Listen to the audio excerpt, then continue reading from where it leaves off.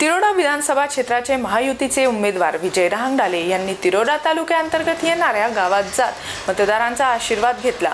तर आमदार विजय रहांगडाले हे गावात पोहोचताच लाडक्या बहिणींनी आमदार विजय रहांगडाले यांचे ठिकठिकाणी स्वागत केले आहे।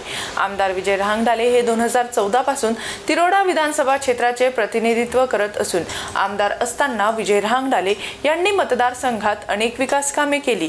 त्यामुळे भारतीय जनता पक्षाने विजय रहांगडाले यांना सलग तिसऱ्यांदा विधानसभा निवडणूक लढण्याची संधी दिली असल्याने आमदार विजय रहांगडाले हे मतदारसंघात जाऊन मतदारांचा आशीर्वाद घेत असून या निवडणुकीत पुन्हा निवडून येत मतदारसंघात असलेल्या प्रलंबित समस्या सोडवू असे आश्वासन आमदार विजय रहांगडाले यांनी मतदारांना दिले आहे।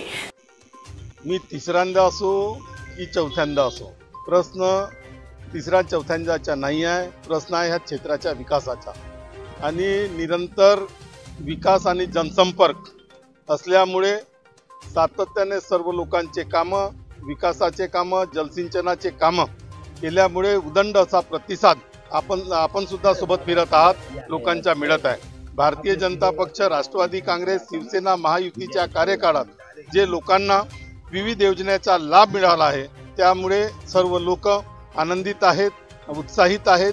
त्याचबरोबर महायुतीच्या पक्षामध्ये मतदान करण्याकरिता सर्व इच्छुक आहेत।